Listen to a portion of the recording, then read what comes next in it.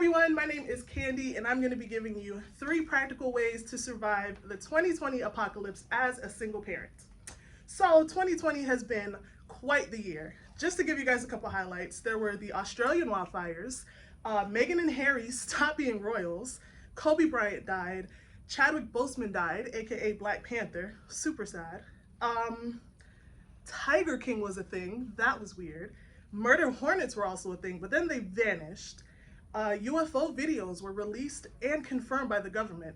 They thought we weren't paying attention, but I caught it. George Floyd, Breonna Taylor, Elijah McClain, and so many others were murdered by police, and it was caught on video, which sparked protests in all 50 states, 18 different countries, as many finally realized the reality of systemic racism. Then there's the Rona. The Rona it's a global pandemic that has shut down countries, closed schools, and killed hundreds of thousands in just the US alone, and it's not even over yet.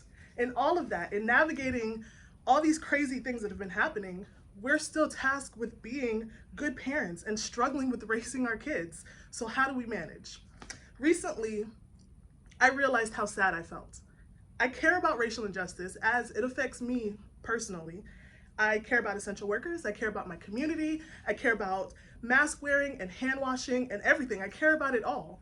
But I'm also a single mom and I'm responsible for the physical, emotional, mental, spiritual health of my kids. And now I'm faced with the new reality, the new school year, and the weight of homeschooling my kids. So how can I navigate that appropriately? So first, we pray. And I don't mean simple, sweet, gentle Jesus, meek and mild prayers. I mean, we cry out to God and we just tell him all of these overwhelming things that are flooding our hearts right now. Will schools reopen so we can go back to work? Should they even reopen for the safety of the kids and the teachers? Will anyone that I know contract COVID? Will good come from the protest? What will happen in the next election? Will the murder hornets return? God cares about it all. Give him all of it because he cares about you. Second, ask God to help you focus on what's important for you. Maybe that's all you can do right now, just to figure out how to homeschool your kids and not lose your job and your sanity. For right now, just ask God where your energy should be focused. He knows what you can and can't handle. Trust him to direct your energy and to give you wisdom. I firmly believe that he did not make the mistake when he gave you the kids that you have. You are the best choice to parent and lead them, even during this 2020 apocalypse. But that doesn't mean it's easy, so let him guide you. Third, let yourself grieve. You are allowed a good, ugly cry if it all just feels like too much. The Bible spends a lot of time on grief.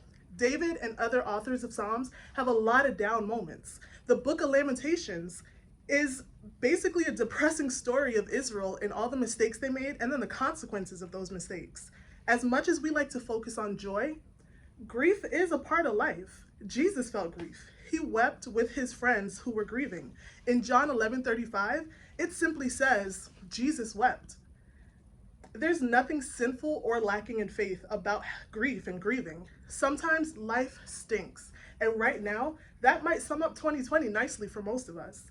If you need to scream or cry or sit and eat a pint of Rocky Road, do that. But then don't stay there. Keep putting one intentional foot in front of the other. You got this, and I believe in you, and God has your back. Again, my name is Candy, and that was 3 steps on how to survive the 2020 apocalypse.